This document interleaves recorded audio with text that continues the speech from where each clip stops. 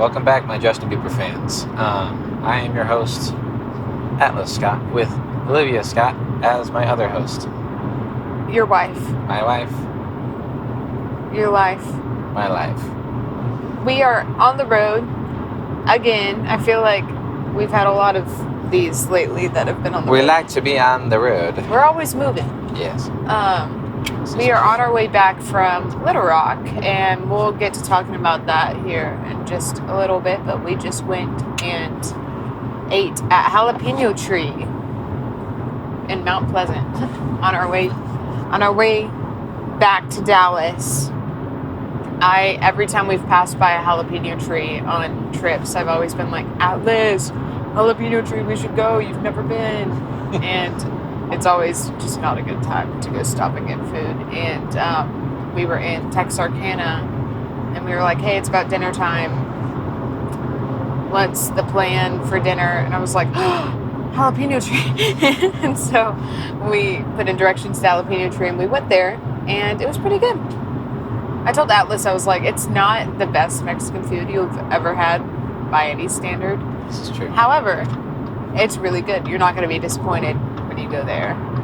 And would you agree that that was the case? I agree. Yeah. It was really decent. So our stomachs are full.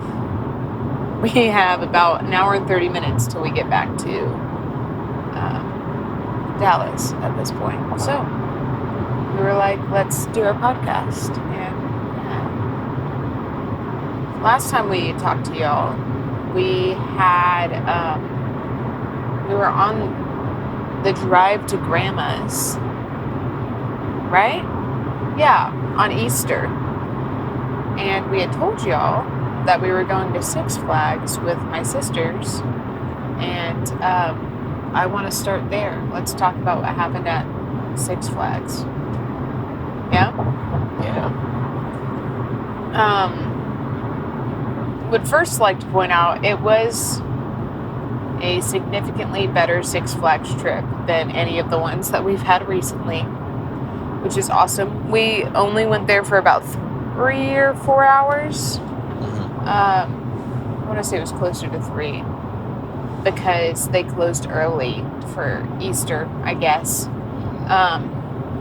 But we got to ride a good amount of rides. I think my only thing was Marley didn't love it as much as she thought she would. And so we felt a little bad kind of lugging her around at a certain point. But we got to ride, we rode Titan, Pandemonium, the Riddler, and Mr. Freeze. I think that was it. I wish we could have done more with them, but I feel like that was pretty decent for what it was. We actually tried to scan our Bring a Friend tickets when we walked into the park, and they didn't work, so they ended up just kind of ushering all of us in for free, which was... We're not going to say anything about that too loud, but that was good. So we still have all of our Bring a Friend passes, is what I'm saying, so that's pretty nice. And yeah, it was all good up until we were in the queue for Mr. Freeze. Do you want to talk about this? You got it. Okay. We were in the queue for Mr. Freeze, and the way that it was set up was they only had one coaster going, the one that goes forwards. And the part of the line that was being fed onto the ride lined up with the Flash Pass exit. So we had hopped in the Mr. Freeze line. Entrance. Huh? Entrance. We had hopped in the Mr. Freeze line right before the park closed, because the way Six Flags does it is if you've been waiting in a line, when the park closes, you're going to be able to ride that roller coaster, but they usually have people monitoring the entrances and not letting anybody else in after the park is closed, unless you've already been in the line, obviously. And then they're very big about ushering people out. If, you know, the park's closed, you can't ride anymore, please leave. So we had been waiting for a while, and as we're in line about to get on the coaster, these two kids run up from the exit and hop into Still the entrance. the Fast Pass entrance.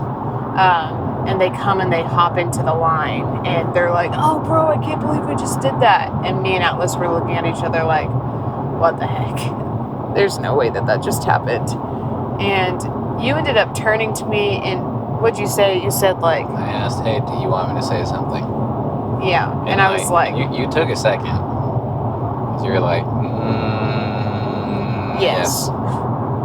And do something about it. Yeah, immediately he like went over to an employee and told her and brought her over to the boys, and she showed them out.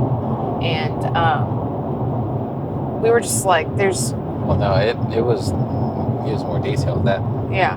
I asked her. I was like, "Hey, can people go through that thing right now? The Flash Pass. Flash Pass entrance?" She was like, "No, we're closed." I'm like, "That makes sense.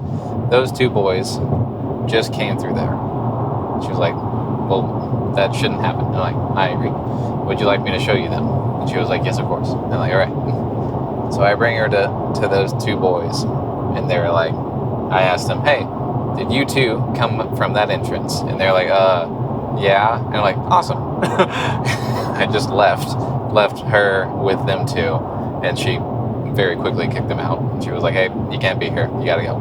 And so they left. Yeah, I think what had happened was after they had closed, all the people who were working at Mr. Freeze all kind of accumulated to the monitoring the existing line, and so there wasn't anybody monitoring the exit really, or the Flash Pass line. There was somebody monitoring the entrance, or they closed it.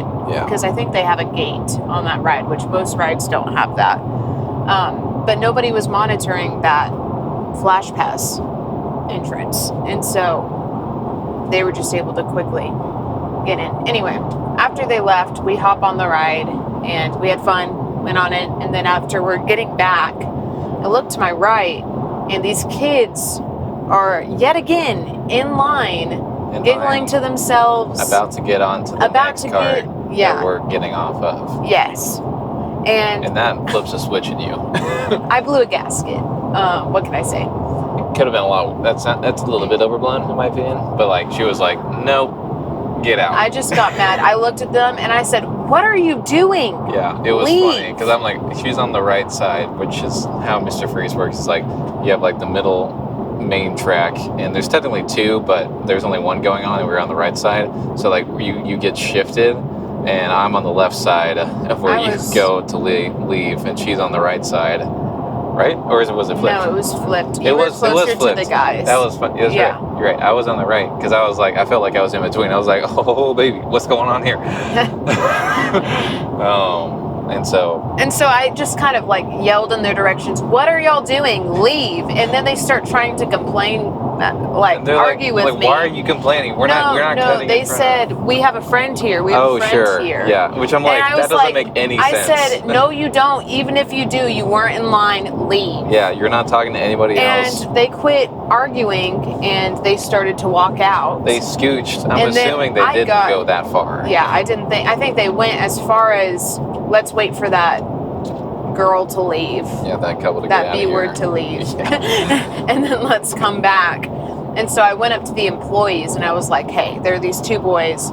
They've tried to come back onto this ride multiple times now.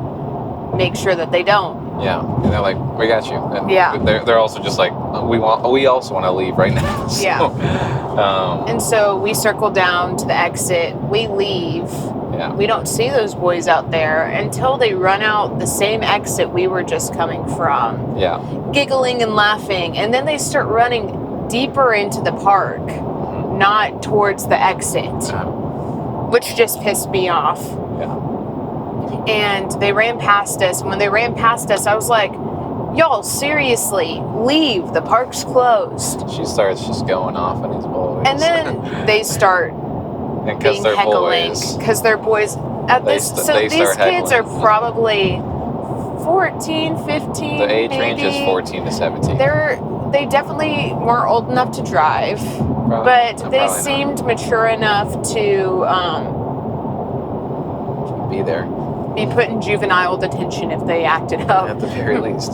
At the very least. But they were just... They were not a fan of the fact that we kept saying, get out. Yeah, leave. Nobody wants you here. You shouldn't be here. It's closed. You're out of line. You're literally breaking rules. You should be banned right now. Yeah. But at the very least, get out of here. These people are, these people are not holding up their own policies, which is frustrating. Yeah. But they started heckling pretty bad. They said, like, why do you care? We weren't hopping in line in front of you. Mm-hmm. And just a bunch of other just random crap. One comment that stuck out to me was they're like, you guys probably don't even own a car. You probably don't even pay insurance. That was later after I made a certain comment to them. Okay, well, I'm just trying to say something. Yeah, but they also said to you, hey man, get a hold of your woman. They nearly almost immediately, they're like, hey dude, like, control your woman. And I was like, all right. They also said to Atlas, hey, you're no better. You're the one who ratted us out in the first place. I'm like, yeah, correct. You broke the rules. You broke the rules. I never thought I was better. Yeah. What you said about them saying, you probably don't even have a car or insurance. Yeah. That was in response to, Marley whispered in my ear, she was like, their mom needs to come pick them up. And I was like, that was a good one. And then I turned around and I said, your mom needs to come pick you up. Basically, Marley gave her a stone and she threw it. I threw it at them. She's like, this is a really good rock. And then I turned back around and those boys were like, you probably don't even have a car or insurance. You probably don't even own a car. You probably don't even pay insurance. And the funny thing was, it was me, Atlas, Cameron, Natalie, and Marley, and all 5 of us have cars. We all own cars and also have to pay insurance. They also just kept saying things like, your life must be pretty unhappy if you're going to be... like heckling these 2 kids to try to get out of line, which I'm just like, no, we just like justice. Yeah, it's just not fair, and it seems like you've clearly not been... ever put in line ever before. Yeah, at least not enough to the point where you thought that was okay. Yeah, it's which like I get the epitome of Gen Z kids. Well, they're children, so it's like I get their mindset where it's like, if I can get away with it, then I'll be cool. And it's like, well, only if you get away with it. Yeah. Which, if I'm there, you won't get away with it. Sorry. And that's the other thing, like me and Atlas, I get it. I am totally there for if you can milk the system and try and find a way to get into line after the park's closed, I'd want to do that too. Yeah. However, they have clearly got some systems in place. I'm very anti-line jumping. Oh my gosh. If you find a way to make it to the end of the line without somebody catching you, okay. Yeah. But they have it highly monitored to where you're not supposed to do that. Me and Atlas have tried, like after the park had closed, to go deeper into the park to see if we could hop into another line since they were still running certain lines, and they just kept pushing us out. They're good at it, and which I respected. Yeah. The park is closed. It's part of the rules. Yeah. You need to leave. Get them out. I mean, even in the same line, when we were first in the line, there was like a family that like just cut the entirety. It wasn't a large part of the line, but it was a good chunk, enough that I was like, you guys are cutting the line. It was just this one dad that was like holding it for like 5 other people, and I was like, what? And then they left after 20 minutes because they were like, this is going to take way too long. I'm like, thank the Lord, because I bet they went to go hop in another line before it closed. Yeah. So, but yeah, we're very like, there are systems in place. If you are stripping somebody of their spot that they've waited for, then that is an issue. That's not fair. I think the same way of anybody that tries to pull the card in general admission concerts where they're like, oh, I'm looking for a friend. I have gone out of my way to block like 5 people like in like a single file line trying to cut through a GA pit. And I'm like, what are you doing? They're like, oh, I'm trying to see my friend. That's great. And I'm like, oh, that's crazy. I'm trying to see my friend too. We're right here.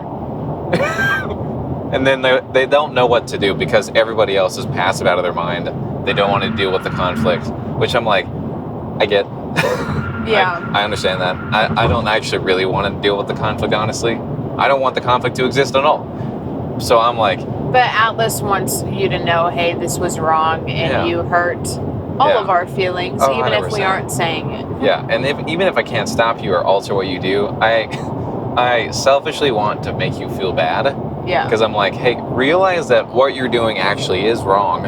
And on no level am I going to make you feel better about it. Like, there was one time, this is a tangent. Well, I was going to say, it's also like, because I'm sure you've had situations where people have called you out and you felt so guilty that you didn't do it again next time. Oh my gosh, yeah. Because I've had that too. Yeah, it might not be that time where I stop, but it's right after that, I'm like, maybe I should rethink how I do things. Yeah. Because if somebody's going to do something, they're going to do it. It's like, I'm going to double down right now, but tomorrow, pull back I'm in for my sins. Yeah. But I remember this one time where we went to go get air at Costco for the tires of her car, and we were waiting. There's just 2 spots for Costco air, and one of the spots opened up, and so we went in, and there was a truck right next to the parking spot of where you get your airs filled up, where you get your tires filled up there, and we parked, and he snatched the hose to get his tires filled up. And he's like stretching this hose all the way over to his tires. It's not even really supposed to reach to that parking spot. And it's like, he was clearly, like, I think we technically got there around the same time, but clearly we got into the parking spot that was supposed to be for air. Well, no, we had been waiting in line. Yeah, that's fair. Yeah. But I guess a rival parking spots. Yeah. And then like somebody next to the parking spots pulled away. Yes. And then he pulled in there, and then one person backed out. Yeah. The one closest to his spot. Yeah. And then we pulled in, and as we're pulling in, he grabs the hose. He gets the hose. And I remember, this is Arlington, Texas, for the record. So I was kind of holding my ground, like I was holding my words, I'll say.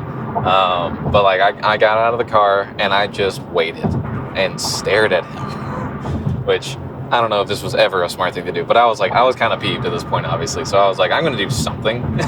Yeah. So I look at him, and I got my sunglasses on. It's hot, and I'm just like sitting there, like, just looking at him. And he's like, what? I was like, oh, sorry, man. I'm just trying to fill in my tires. Is that okay? And I'm like, no. And most people were like, of course, man, you're good, man, because they don't want to deal with the conflict, which I don't know if that's smarter or not. Probably is. I didn't care at that point. And I'm just kind of sitting there like, no. And he's like, and then he starts to kind of go off on me. He's like, what's your deal, man? I'm just trying to fill my tires. There's not going to be that long. And I'm just kind of sitting there and you're like, yeah, but I was waiting for this spot, and you just pulled into a spot that's not even a tire filling spot. And I'm like, I was that's here first. My hose. But it's up to you. It's up to you. I was like, it's up to you, man. It's up to you. And he like frustratedly fills up the rest of his tires. He was so not happy. It was clear conviction. I've been there. I've done the exact same reaction, for the record. So like, I have sympathy for it. But I'm like, dude, come on. Yeah. Like, you're in the wrong. It's like when you purposely cut somebody off and pull into like a parking spot and 100%. They do this thing, and you're like, I shouldn't have done that. You're like, I'm mean right now, but I'm glad I got what I got, but I don't know if I will be happy forever now. Conviction has set in. My sins will be atoned for. And so, anyways, with that mindset, I was like, for the guys cutting, I was like, no, we're going to talk. We're going to say something. And I said something to the security guard on the way out too. Right at the edge of the I also did flip them the bird at one point. They were like, whoa. Because they just kept talking. I was like, stop talking. And then I just... They were literally like, whoa, that hurt. That hurt my feelings. I'm like, that's honestly the funniest thing you've said today. Yeah. That's great. That's great. Yeah. That's funny. Because it was clearly out of just like sarcasm. Like, that didn't do anything to me. That didn't hurt me at all. I'm just kind of saying like, dude, stop talking. Just stop talking. None of us talking right now will get to any conclusion. No. You just got to leave, which is what we were doing. And the crappy thing about Six Flags, there's really only one way out at that point. Yeah, there's only one entrance, one exit. Yeah, so we were all walking toward the same place. But I told the employee, the security guard at the front about them. I don't think he did anything about it, for the record, because... No, I don't think they could have without photo evidence or them there. And when we were pulling out of the parking lot, this was I saw the kids walking out. And as we were driving away, I watched them, and they walked to the pickup line and hopped in their mom's car. Which I lost my mind. Which is so funny. I was like, you probably don't have a car, probably don't have it. I'm like, okay, so me saying your mom needs to come pick you up was actually really accurate. It's your mom's actually probably been sitting here waiting for you for the past hour. Because it was supposed to be closed. It was supposed to be out of the park by this time. And I bet they stopped walking next to us at a certain point. I think they just didn't want to have to They just let us keep going, which honestly, I'm so glad they did. Yeah, me too. I was wanting them to keep a good follow behind us so that I could point to them when I was talking to somebody. I can't imagine how that would have gone. Yeah. They were too far behind for that. But yeah, I think that was part of the reason why they stayed behind too. They didn't want to get in trouble. Because they were like, we're about to see security again. They might actually keep talking. And I'm like, you're right. We're going to keep talking. Yeah, we're going to. No, I hate that.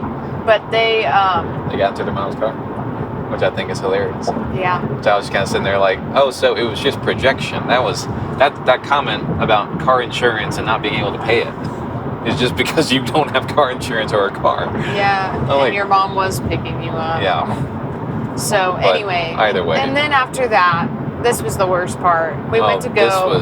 This was like, this was so humbling. I don't know what it was. Yeah. It kind of put me in my place. I don't know about you. We went to go pick up Marley's car. We thought it would be so smart to park Marley's car in a Walmart parking lot so that we could all drive together so that we could have the preferred parking and walk into Six Flags together. But when we drive back into this parking lot, her car is not there because guess what? It had been towed.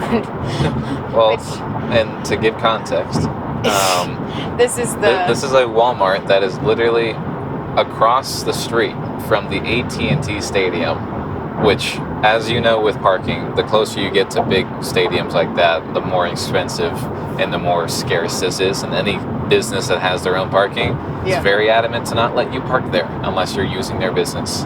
And that didn't clock for me. I don't know why it didn't. I know this parking lot very well.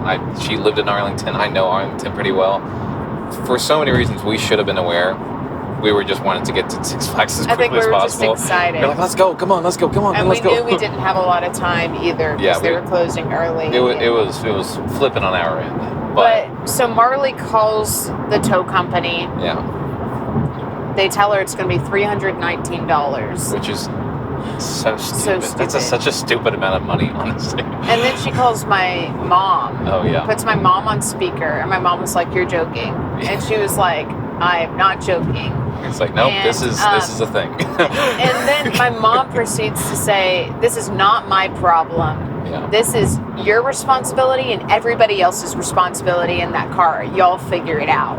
Which, for the record, I agree. But that bombed all the girls' emotions. And ours too. We were like, great. Because it didn't bomb mine. I completely expected her to say no. I was like, I don't know why we're calling her. This is our problem. This is definitely at the very least our problem, if not most my problem, because of not leading.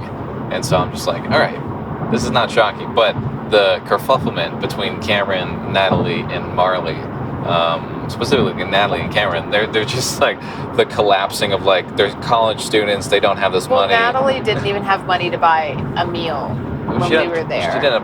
She had money to split for the ticket, and I was like, dude, what is happening right now? Like they're just like their world's her all day. Yeah, their world is crumbling right now. They're like, I don't have this money. And then all of them are just like, because it's like, okay, well, whose fault is it? They're just gonna start blaming now, and I'm just like, no. And also, as all of this chaos is happening, every single light in my car turns on my dashboard. And I look, and I'm like, you're joking right now. Because then I start laughing in my head, because I'm like, oh, the devil. That's what's happening right now. It's just trying to irk me at this point. I'm like, all right, whatever the reasoning, I don't care. And I just bucked up. I'm like, and they're still on the call, by the way. They're still on the call with mom. And I'm just like, you know what? No, I'm going to pay for it. It's not anybody's else responsibility. I'm going to pay it. Literally, don't worry about it. Thank you, Laura. I appreciate your time. We're going to figure it out. Talk to you soon. Put in the directions. We're going to go there right now. Yeah. And so they hung up. Very quiet car ride. Very little words being said. Me and Atlas and Marley went into the office. Yeah. We paid the girl. Which, first of all, Marley had a great attitude after that.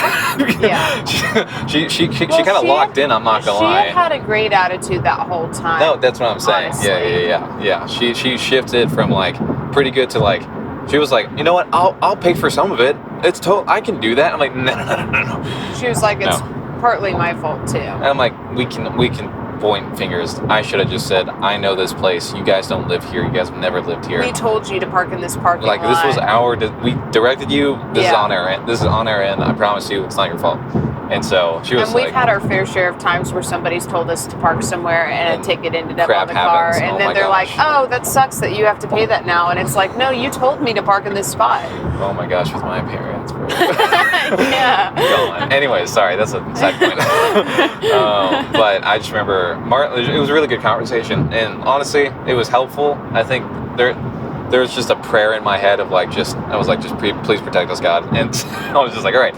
And so I kind of just locked in. I was like, let's just get this done. Let's pay it. I had two $100 bills from a music video shoot for Make Coffee that I helped out with that I kept in my wallet for so long. And this was the time I was like, you know what? I'm going to use it for this because goodness gracious, this is a lot of money. Yeah. And so I used $200, paid the rest on a card, and was just kind of joking a little bit throughout a little bit, just to kind of keep it lighthearted.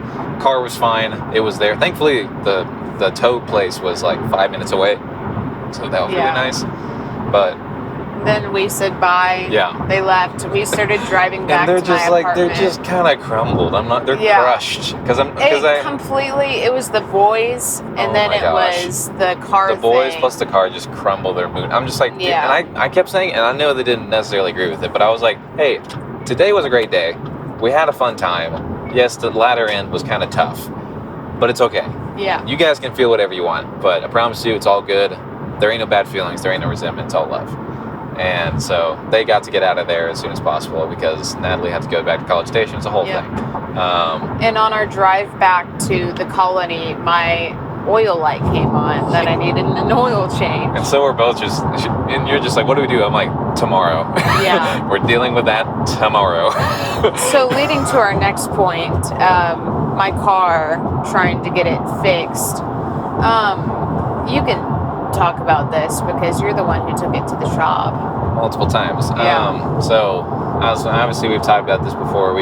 She had a big old engine light come on. I went to Quick Car. They tried to do diagnosis. They couldn't necessarily figure it out. Did something, seemed to work, and then $600 worth of something. $600 worth of something. And either way, all the lights came on again. And I went back the next day. All the lights had not come on before that. That was the first time all the lights came on. Yeah.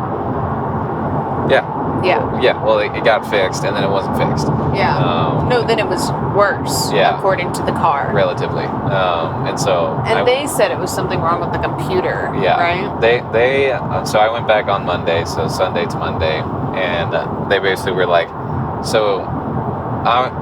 they're like, we don't know what's going on. I'm like, that's so cool. Because I paid you for a diagnosis. Yeah, it's like, that's besides the point. And they're like, well, you definitely need an oil change. That's definitely a thing. So we can do that. Crap, they're like, the air filter's kind of crap, unfortunately. And the tubing of the oil specifically is gunked. And I'm like, all right, screw it, just fix it. I was like, just fix it. And so they went around, did that, and they came back to me and they're like, so you got two options here. The lights are off right now. Reset everything so that everything looks good. Should be fine. We got a few options here. And he was like, if I were you, I would go down to the CarMax at some point in the week, get an appraisal. And I was like, why? And he was like, because it might be total. And I'm like, that's a wild statement. Okay. Oh no. Because for context, I've had this car for maybe 2 years, not even. Yeah. It's a little over a year. It's a 2018 model. It's a Honda. It's a 2017 model. And it's not. It's got 80,000 miles on it. Yeah, it's a good car. It has never been in a car accident. It has been up to date on maintenance, always. Literally zero issues with it ever. Yeah. So, There's no reason. So kind of both red flags come up for us, and so we're just like, all right, so we're gonna coast. We have the oil change. Things have been cleaned. It's also like I trust Quick Car to change my oil all day, all night. Yeah. Change air cabin filter. Maybe an air filter or two. Yeah. Change windshield wipers. However, it is a quick car. Yeah. And their whole point is to make money and get you out of there. Yeah.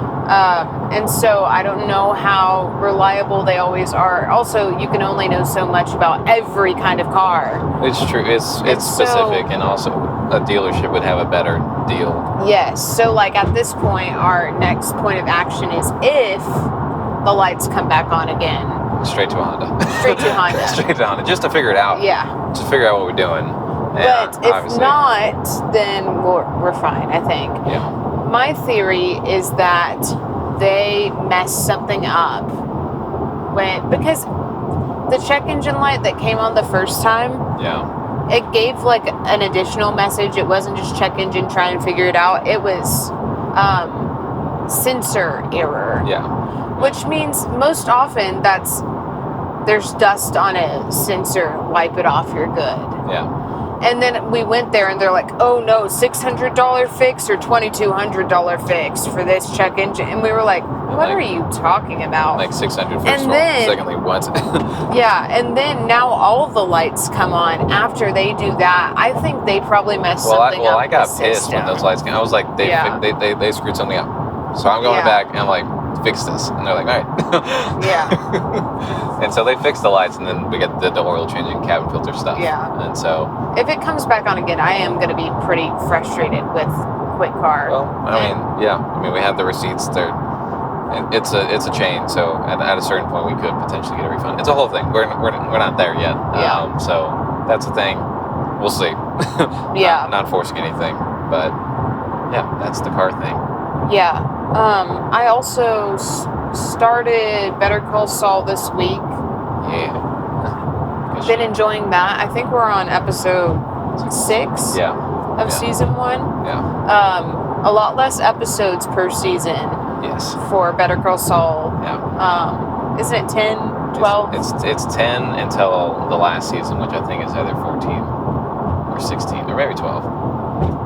Yeah. I couldn't tell you. So we're nearly halfway through the first season. I've heard that it just gets better as the seasons go on. That the last season is the best season. It's literally this whole show, this specifically, although I do love Breaking Bad, and I think it's great.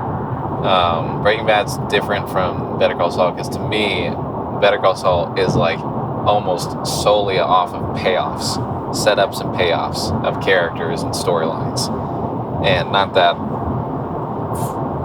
Breaking Bad was bad with that. I think it was really good. Well, Breaking Bad's biggest point was we want to show the digression of this human being. Oh, yeah. We want to go from this person having a really good heart to them eventually soaking in the dirty, terrible life that they've made for themselves, and that becoming something that he enjoys. So him becoming a villain. Yeah. And that was the whole point of it. So the story was ever changing. The characters were all up in the air for what happened with each of them. Yeah. And they did a great job, for the record. Yeah. But what you're saying with Better Call Saul. Better Call Saul, what you just described, is also Better Call Saul, for the record. Yeah. But it's what I'm saying is Breaking Bad was more like there was some centerpieces of like events that were like fairly bombastic. This is a much more chill, play-like kind of TV show. Yeah. And it's really cool because it's just a different energy. And so you can really specify more in the characters and certain details and payoffs that you can be looking forward to. And so, anyways, I think it's a really good show. I would say I highly recommend it. And she's watching it, and she seems to like it pretty well. And so, I also don't know if we ever talked about El Camino on here. I don't think we got to finish it at that point. But man, that was an amazing movie. She was a big fan. I was weeping by the end of it. Oh yeah, she was crying. Yeah, which is fair. It was so good. It's a very bittersweet ending for sure. Yeah. Anyway, loved that. That's Better Call Saul. Yeah. Also this week, y'all know that we're really into movies. We go to the movie theater a lot. Try to do as much as we possibly can. We went to go see the drama with Zendaya and Robert Pattinson. Yeah. Going in with the expectation of this is going to be a romance type movie, but also that we've seen reviews that were controversial about it, so we knew there had to be something more. She was like, I've been seeing good and bad reviews. I'm like, and that's why we gotta go. Yeah. Because you never know what we're gonna see. Well, what I had seen was, I had my expectations for this kind of movie, and it was not that. And I was like, oh. Well, you never know with A24. Yeah, what does that mean? A24 is up in the air. But it is an A24 movie, all the time. So you never know. However, we really liked that movie. You want to say spoiler warning and talk about it? Yeah. I never give a review without giving spoilers. So, like, if you don't want spoilers for the drama, this is your warning now. 3, 2, 1. She planned a school shooting, which is crazy to me. Anyways, but no, the whole story was awesome, because I think the theme of it was really cool, because it was all about forgiveness and habitual action, and should I take who the person was years ago and apply that to today to figure out whether or not to marry that person. So Yeah. Robert Pattinson's character learns that Zendaya's character is literally had a gun, was planning to shoot up her school. And the only reason that she didn't do it was because another shooting happened at a mall near her when she was a kid. Very close to the time she was planning on doing it, and somebody from her school died. Yeah. And so the schools started being very open about gun violence, and they started having all of these different counseling sessions and different activities for the kids to do to recognize each other's pain and struggle in this hard time, and it just obviously shifted her perspective pretty heavily about it. Now. Yeah. That's just a bad sequel. Yeah. And then she kind of became this person who was like the movement of anti-gun violence in her school. Like, she was behind all of it. She was part of that movement. And what had happened, before, the reason she was wanting to shoot up schools was because of the aesthetic, but also because everybody was really mean to her. Yeah. And I think she found purpose in this gun violence thing, which becoming the face of that. Yeah. And helped her to get out of the depression that she was in.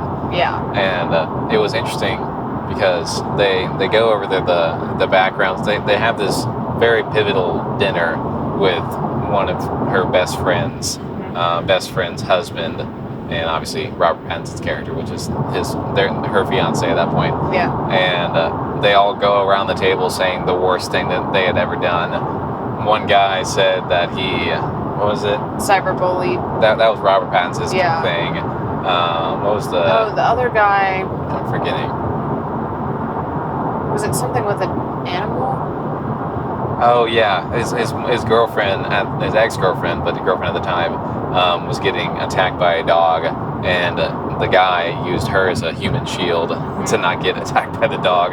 Yeah. So I'm just like, that's tough right there. And then the girl, the wife of this guy, she locked a special needs kid in a closet. I don't think it was a special needs kid. They said he was slow. That was a big point in that. Yeah. I don't know. A neighbor that she was hanging out with. At the very least, a small kid. Yeah, a kid was like, yo, I just found this trailer in the woods. Yeah. We should go check it out. And she went with him, and she locked him in a closet. And when he was pounding on the door, it freaked her out, and she ran away. She ran away, keeping him in the closet. Yeah, and his dad came around the next day asking if they knew where he was, and she didn't say anything. Oh my gosh. Yeah. I can't imagine. It was a really cool, interesting thing, but it's like, those are things that everybody committed to and did. None of them great. I think the kid thing is insane to me. Yeah. But the other two was like, all right, that sucks, but it's like, it's not terrible. Yeah. Robert Pattinson said that cyberbullied a kid so hard that he had to transfer schools. Yeah. And he, like, kind of wrote it off as, like, well, like, it might have just been timing, which he wasn't aware. I was just like, I mean, honestly, these are fine. But the school shooting one kind of just came out as Zendaya. And I was like, whoa, that's crazy. And, like, she doubled down a lot in the description. And it was hard because Robert Pattinson was trying to find how to navigate that because he loved her. Yeah. But he also wasn't sure how to feel about finding out. Like, he felt like he was dating a school shooter. Yeah. Shit. He started to just really project a lot of insecurity. And more importantly, I'm assuming what was trying to be communicated, that he was feeling that he was like, I don't think I know the person I'm looking at right now. Yeah. Which I believe by the end of the movie, you're like, no, I think you knew who she was. Mm-hmm. You just didn't know an aspect that would make you judge her pretty heavily. Mm-hmm. Which, by the way, not a cool thing to plan a school shooting, for the record. No. Not a fan. No. Hot take, not a fan. But I think forgiveness can be given to anybody. I totally believe that. And especially in this context, I'm like, well, you didn't do it. You planned it. You almost did it. You didn't do it. You learned from it. And you became better for it. We actually went the complete opposite direction. You literally, like, it was like 180. Paul to Saul, or Saul to Paul. Yeah. I was like, man, all right, let's go. And so, anyways, it was an interesting thing. And then obviously because of that, and plus a bunch of other things, drama occurred. What a shock during the wedding. And they, at the very end, you were just waiting for the ball to drop, and everybody was so afraid that. I was so afraid that someone was going to shoot up the wedding, because there was a flash of an image of all these people dead at the wedding. Just shot it. And I think what that was actually supposed to be was Robert Pattinson being afraid of what could happen. What if she shoots up the whole wedding? And it's like, what? Yeah. But it's just going, like, so far off of the... It's like, how far can we go with this thought? Yeah. Which is, it's pretty far. Yeah.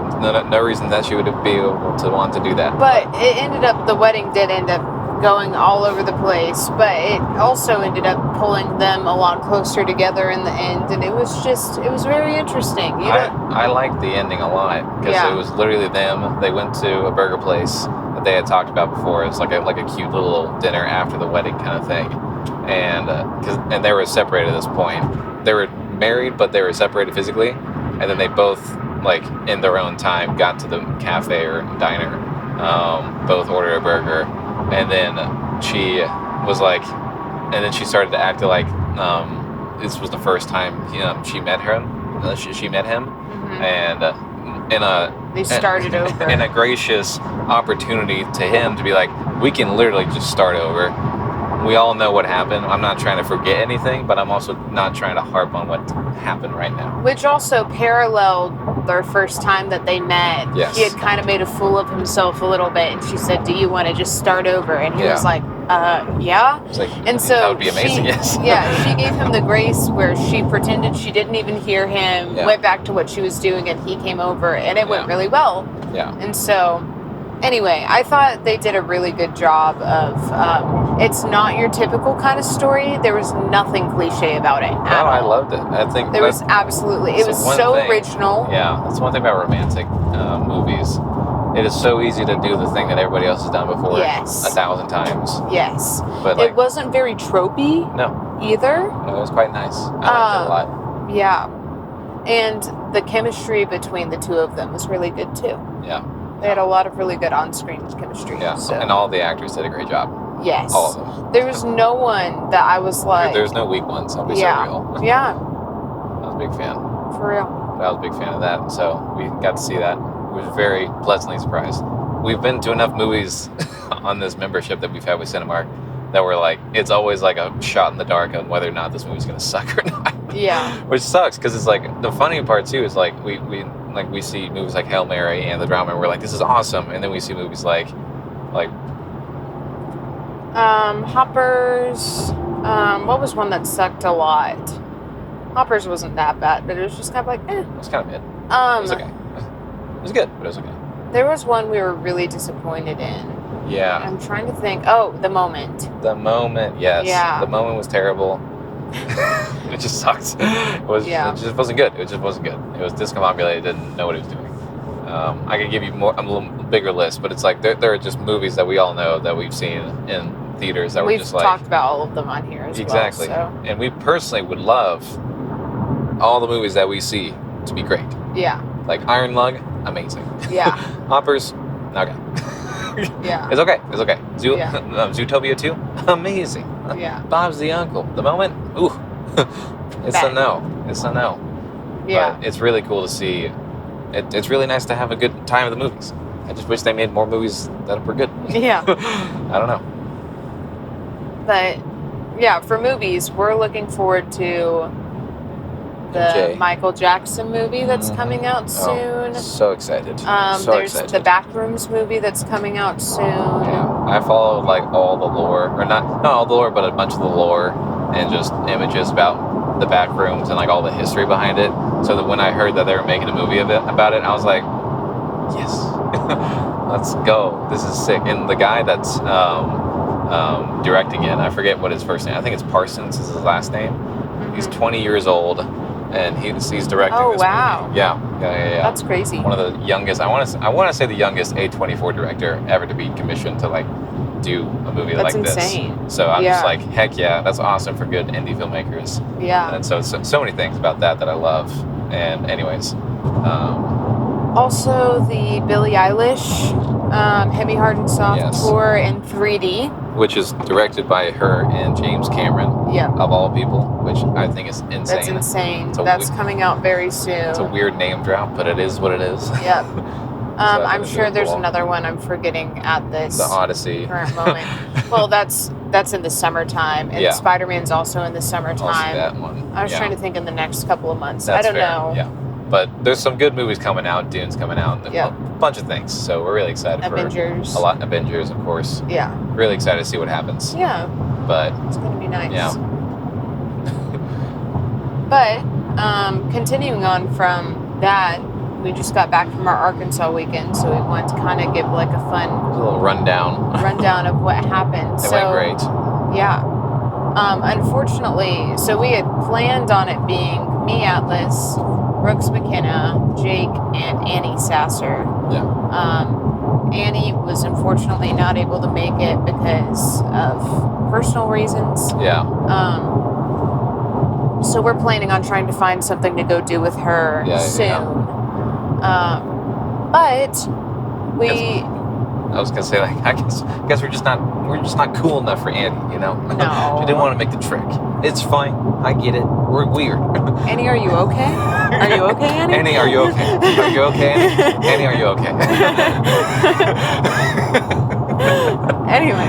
My favorite Family Guy bit. So stupid. It's great. But so we left to go to Little Rock right after... as soon as we could after I got off of work. Quick, honestly. 5 p.m. is when we ended up departing, and we didn't get there till about midnight, which you may say, that seems really late. We stopped to get gas and food and snow cones, and then we also got in an argument, and then we pulled over on the side of the road to work it out, and that took like an hour. Yeah, I took an exit that was not our exit to get to Little Rock, and I got into like an abandoned gas station that had like no pumps or anything, and I was like, we're gonna figure this out because I can't talk to you and drive at the same time. And we had a really good conversation. That was like one of our best conversations. It was one of those times that was subconsciously building up for both of us, I'd say. And we didn't mean to, we never tried to have this kind of stuff happen, but like when it does, it happens. And that was I blame busyness and us not setting intentional time. So I blame me on that one for sure. But it was really cool to have that time and a wake up of just like, wait, hold up. We're on the same team. Yeah. We're on the same side. Yeah. Let's talk. Let's make sure the goals are aligned. We need to both stop trying to win right now and figure out the root of the problem. Yeah. But we got to a good place. Yeah. We got to a really good place. And it made the drive so much better. Yep. It like got worse, and then it was like, oh, this is amazing. This is an amazing drive. Let's go. We made it there. Yeah. Really late. didn't go to bed till like 1. It's like 1 or 2, something And like then we woke up and we met Brooks and Jake at Jakester. Blackberry Market in Yeah. downtown for brunch. Yeah. And McKenna wasn't able to go with us then because she had work all day. She was working on Saturday. Oh, yeah. Disgusting. Until 7 p.m. Ridiculous. Yeah. Not a fan, personally. I think that was not a pro gamer move, in my opinion, McKenna. But that's besides the point. It's we all got to fine. make money, I understand. But we got through all of that. We got through it all. We hung out at that market. We all got to chit chat, catch up a little bit, break the ice, if you will. Yeah. And then we went to Brooks's apartment from there, so that the boys could change, because the boys were going to go to a horse race in Hot Springs. The horse races, guys. Oh yeah. In Oaklawn of Hot Springs. And I was going to go hang out with Mimi and the Mixter. Yes. The OGs. The OGs. The original grandparents. And so, yeah, we both met up. Honestly. Also, on the way to Brooks's, Katie called me, and Olive told me that she was going to start playing the clarinet, which was crazy. And we're really excited for that, so that's fun. Yeah. But from there, we went our separate ways. Do you want to talk about your horse races first, or do you want me to talk about... I've never been to the horse races. What a shock. I'm a Dallas boy. But I've always heard about them from Mickey, because that was something he frequented pretty heavily, because he lived in Hot Springs for a bit. And that's something that you do. There's not a lot of things to do in Hot Springs, but you have that. And it was actually really cool. It's a very simple thing. I don't really have to explain it too much, but horses race. The horses race on a circle track, and you can bet on them, and that's a thing. And so I thought that was really cool. But more importantly, it was just fun to like watch it and also hang with Jake and Brooks. So I kind of want to do that more often if we can, on some level. Maybe not every weekend, but like maybe like twice a year. That'd be kind of cool. Or yearly at some level. Yeah. I don't know. But Brooks bet on a horse, number 4, on one race. He bet $20. It was a 2-to-1 odds, and he won. So he got $40, which I think is insane. Yay, Brooks! We bet once, he won once, and he was like, "All right, I got it. I'm not gonna bet again." And I'm like, "That's a smart man right there." Yeah. You won, you got it. You got your money. And so that was really cool. Didn't really do anything else after that. We had to get back to Brooks's place pretty quickly for Jake's sound check for his concert. So he was doing a concert in Little Rock. That's how we were able to meet up. Be pretty serendipitous with this weekend for him. Yeah. And so we had to go get some sheets printed out at Brooks's work for sheet music for Jake. And then we finally got back to Brooks's place where we met you back at. Yes. But while they were at the horse races, I went back to Mimi and Mickey's house. And me and Mickey talked for a while about just life. And then me and Mimi left to go pick up a frame that she had ordered from Hobby Lobby. And then we met Mickey at Chick-fil-A. We all got to eat lunch together and chit-chat and talk. And it's fun. It was really sweet. I like being able to spend time with them intentionally by myself, because I have a lot of like anecdotes, my own personal anecdotes of things that only happen between me and them. Oh yeah. You know? And so 100%. it's really special. like Mimi's looks like Gravity 1 comment. They are a fun group of people. And I will be honest, I was like, if I could have done both of hanging out with Jake and Brooks and Mimi and Mickey with Liv, I totally would have done it. That would have been so much fun. But had to choose. But I was like, I'm gonna be with my boys today. It was funny. My boys. Mickey came separately from me and Mimi. Yeah. And Mimi we had both shown up together. Yeah. And Mickey came from his car and he was walking over and he said, "What's up, good looking?" And we both looked over at him and he was like, you both turned. That means you think it's true. And we both were like... You guys trust that. I love that. Anyway, that was funny. Just his personality coming through there. Yeah. You can see where Blake and JJ get it from. Oh my gosh, yeah. And then smooth with the words. Oh yeah. There was also a point where Mimi ran out of her tea, and she turned to Mickey and she looked at him and she goes, "Michael, do you love me?" And he was like, he paused for a second, just kind of looked at her with a little grin, because he had a feeling that she was probably going to ask him for something. There is another question after and this. And he hesitated for a second, and she was like, "Why are you hesitating?" And then he was like, "Yes, I love you."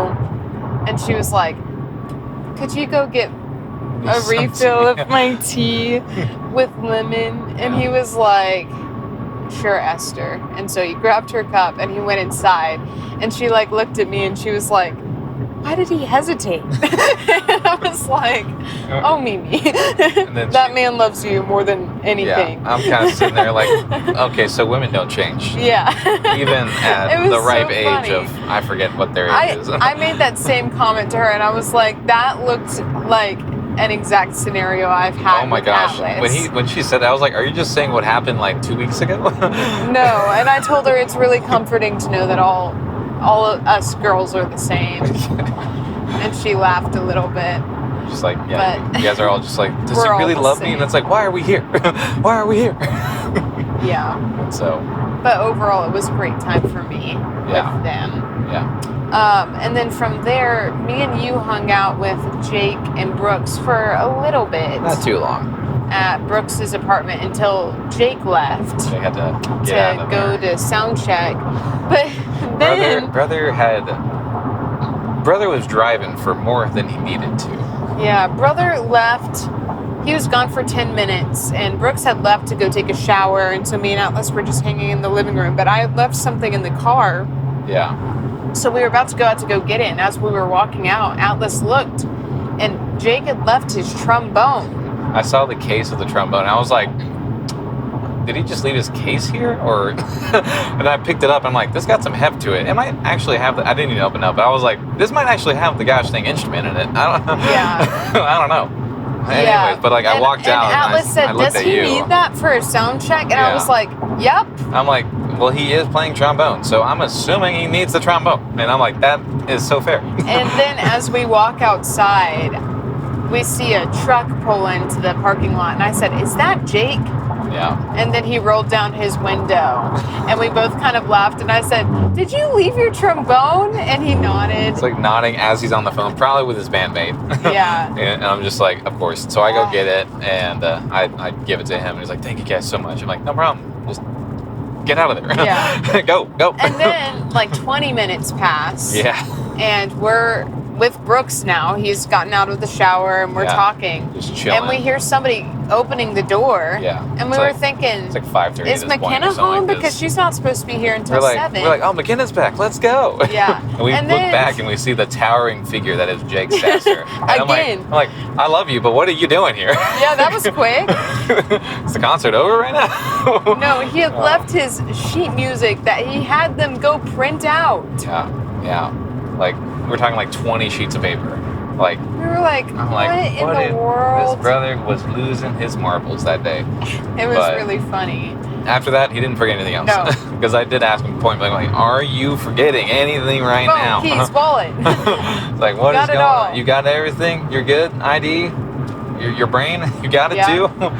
And he had it. So he left. And so that was that little fun That was funny. memory right there. And then we hung out with Brooks even more until McKenna got there. And then we went straight from Brooks's apartment to Four Quarter, which is a bar that we frequent with Brooks and McKenna. And by frequent, I mean this was the second time we've been there. We are now twice goers. Yes. But we had a good time both times. It's a very chill bar. Yeah. And they have really good food. Weirdly good food. They have really good Bloody Marys too. I would not know. They're really good. I heard they're good. They're really good. Yeah. But anyway, we went there and met Jake. We went and picked up Jake. Yeah. And that food was bomb. Yeah. I got their pork tacos, and oh my gosh, me and Atlas were both like, these are probably some of the best tacos we've ever had. Yeah, there's not a lot in that water, sorry. Good luck. Enough to make my mouth cold. Enough to make it worth it. Anyway. That food was great. I got nachos that had pork on it as well. I need to talk about my taco a little bit more. But the taco has changed her life a little bit, I'm not going to lie. They must have taken some shredded cheese and put it directly on this stovetop. Yeah. Let it get crispy, and then they put the tortilla on top of it so that inside the tortilla there was a crispy shell of cheese. Yeah. And then they went to fill it with the contents, which was really great pulled pork. Yeah. Some chopped onions, another kind of cheese. Yeah.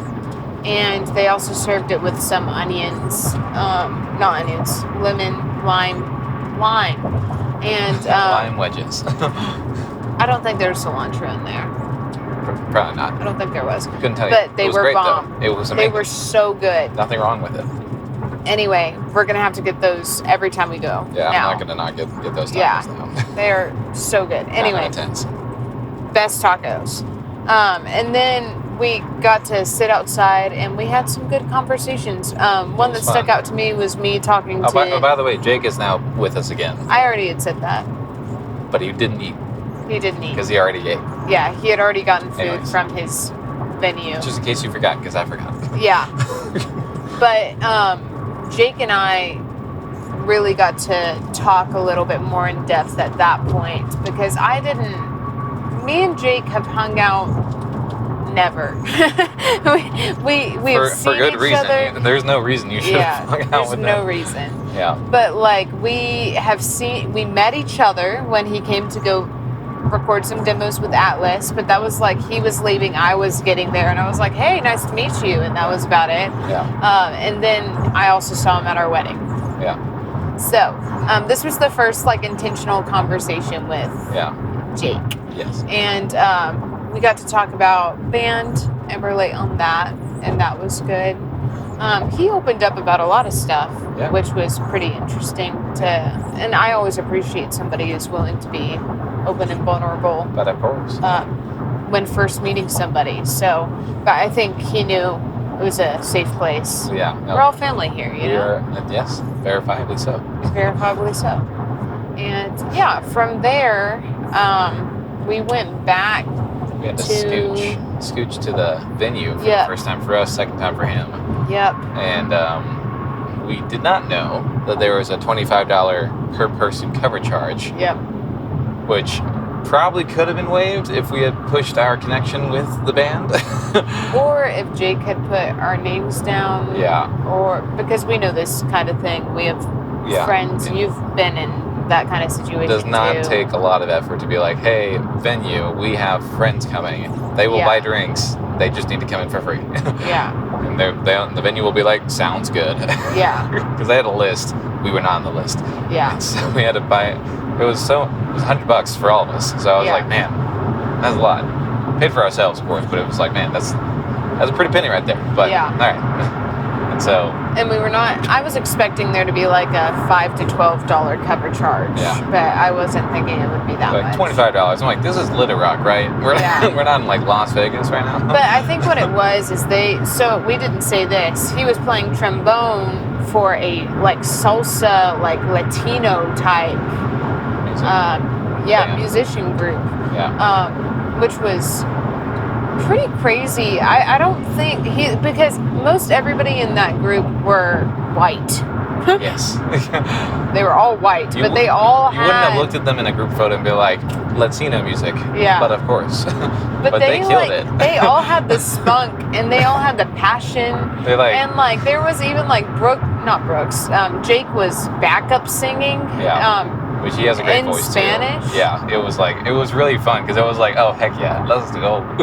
Yeah. You know, when it's like when you have the skill, but like the costume doesn't fit. Yeah. It's like, oh okay, so you know ball. That's cool. I like that. It was fun to see him in his element, though. Yeah. I'd never seen that before. You've seen him in that kind of element, but not in that same genre. No, which I just know he's a great musician. It's not shocking that translates over through genres. Yeah. I know that personally for me for drums. It was so fun. I know for me for drums, there's this one little funny moment where I was playing drums with Blake Heisinger of Making Coffee, and we were like doing a jam session with a couple of people, and he was like, "Can you do like jazz stuff?" And I'm like, "Yes."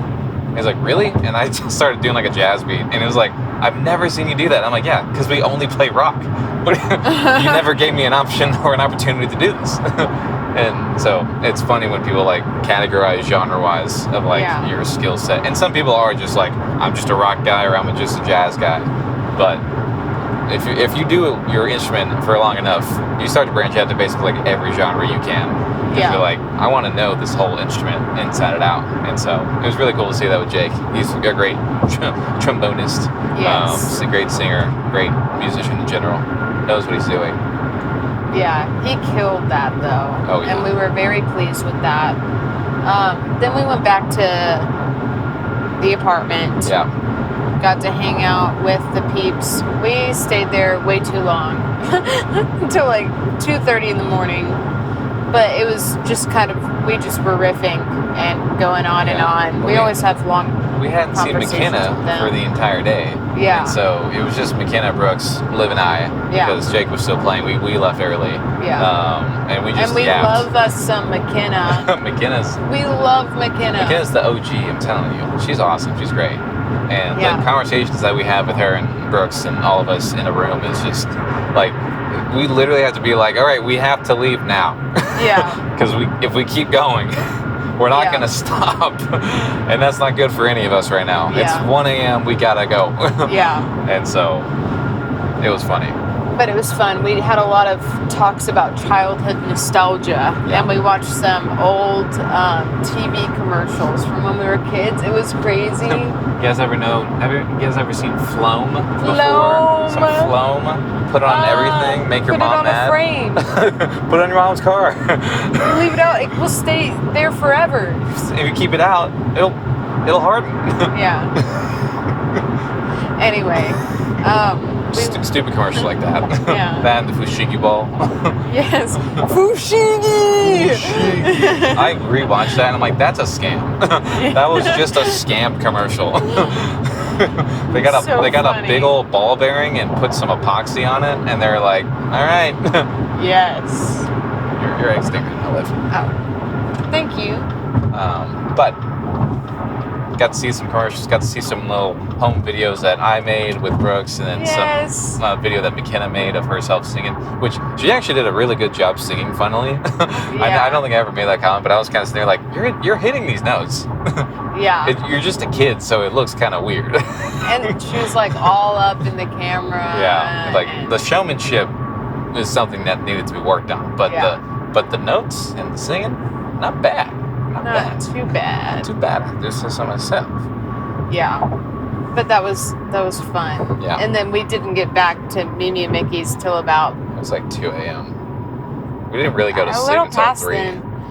Yeah, because we showered and... Yeah. Anyway, showered and chilled. Like, it was a lot. Yeah, we were coming down. And then we slept until about noon. Yeah. Oh, yeah. We were... Poor Mimi and Mickey, they were like, we want to hang with these people, but also I know they're tired. I'm like, I appreciate that. They're like, thanks. But we ended up going and getting lunch from Murphy's restaurant, Southern Tale. We didn't see Murphy. Not at all, which is wild to me. He must be busy out of his mind, but I'm also just like... surely could come out for 2 seconds. Like, hey, what's up? All right, see ya. I'm like, you know what? He probably, though, has that mindset of, I'd love to come out and see you, but I know Mickey would keep me talking for If it was probably just if it was just us two, we probably could, like, pull his leg, maybe. Yeah. But either way, I kind of understand that, honestly. He was like, well, Murphy, how you doing? You just know that conversation's going to last at least 5 minutes. 5 minutes he can't afford. Yeah. Because there's eggs on the fryer, and he's got to be smart. Yeah. So, but we got to get a little lunch with me and Mickey. Got to have a good conversation. Well, I was going to say we were wanting to do a podcast with them at some point. We do want to do a podcast for sure. We finally figured out a way to do 4 mics instead of just 2 mics on this camera right here with these mics. And so we now have the ability to interview our friends. My thought is probably the first people we'll do it with will be Victor and Emily. Yeah. Fadul. Oh, 100%. Who we're going to see in May. And they are mentors of ours. Awesome. But specifically, they were our 2-on-2 partners leading up to us getting married. We hopped on a phone call with them once a week. Yeah. And they were just really good at being there and giving some solid advice and loving on us well. And anyway, for how busy they are, they always made a lot of time for us. And since then, we've not really hung out with them or talked to them very much at all. And I know it's just because everyone's busy, and we probably just assume that other people are too busy to reach out. But yeah, we're spending some intentional time with them, and hopefully that'll be a good, fruitful podcast that will push on our desire for continuing doing it. Yes. We're also probably going to do a bunch of podcast recording with other people when we're in Rosemary. That's the plan. Is to just kind of like daily be like, okay, we're going to go do one with Matthew and Alex. Okay, now we're going to do one with Mary Elizabeth and Carson. Yeah. Now we're going to do one with the parents. Yeah. And then maybe the siblings do one. Or maybe, like... Just like pull like 2 random people aside on Rosemary. Yeah. It's like, hey, you two. You guys want to be on a podcast? Yeah. Sick, come here. Yeah. We could do it like on the beach. That'd be fun. That would be fun. It's a great thing because this is an action cam. Yeah. This You could do it on the ocean if you really wanted to. Not with the microphones, but... We're just like on a paddle board, and we have another boogie board that has this on it, and we're just kind of pulling it behind us. So welcome back to the Al Scott Free podcast. We're just like moving. We like get out of frame. We're like, oh, sorry. It's like, oh, paddling sorry. back over. Okay, we're back. That would be kind of fun. Yeah. So that's kind of the plan there. Yeah. We'll probably do that same thing with my siblings too. 100%. When we They go would to kill for that. Yeah, they love that. At the very least, Marley. I feel like Other desirables are Elijah, Yeah. Blake and Rosie, my parents, my Yeah. grandparents, Yeah. Mimi and Mickey, obviously. We're trying to figure out a good time with Mimi and Mickey to do that. I don't know the next time we'll see them, but Couldn't tell you. we're going to figure it out. They're going to France in May. For some the reason. 4th. That was so They were random. we had like thrown out like, we want to, do these kinds of things with you. And they were like, oh yeah, for sure. We'll definitely have to start thinking about that after the 4th. We're going to France and blah, blah, blah. I heard that. I was And like, we were like- I didn't hear that right. And What then did you say? wait, you're going to France? And they were like, oh, yeah. And I was like, on the 4th, like May 4th, like less than a month from now? And they were like, yeah. Yeah. I'm just sitting there like, What? tell me more. What do you mean? We almost didn't hear this. The last time that they went to France was in 2002, which Yeah. is the year I was born. So it's been at least 23 years. At least. Maybe 24, Which is depending on actually- the time of year that they went. That's wild, honestly. Yeah. But I'm so happy for them. I think that's so sick. It's insane. They're going to go to Bordeaux to do some wine sipping. That's what they said. Yeah. That's Do they drink? Not much. They're like, we're gonna have But when a they do, good time. They're going. They're going. France. They're going to France. Yeah. But that's what they told us. Yeah. But we're gonna want to do more podcasts with more other people. Don't want to just do it with ourselves. Want to chronologically archive our friendships because that'd be really Yes. cool. Well, we like to keep capsules of. That's the whole point of this, is to have capsules of different moments in time. Yeah. And I think that can also apply to different relationships Yeah. and the way that you bounce off of each other. Yes. I know that a podcast with, say, like Mary Elizabeth and Carson right now will be very different from a podcast with Mary Elizabeth and Carson 3 Right. years from now. Gosh, yes. Like just from the different phases of life that we're at. Like Mary Elizabeth may not even be in medical school at that point. She may be 100%. graduated already with her Yeah. expedited thing. So it's like just the different vibes of what's going on in our life and like stress levels and like our relationship, how deep we are and that kind of thing. Oh yeah. Yeah. My presumption, this is so random and so unnecessary. I was gonna say my presumption is that after Mary Elizabeth gets out of medical school, she'll probably move back to Dallas. That's my presumption, but that may not happen too. Yeah, she's still trying to She figure that doesn't out. seem very stationary wherever she's at. She seems very open to move based on how quickly she's moved. Yes.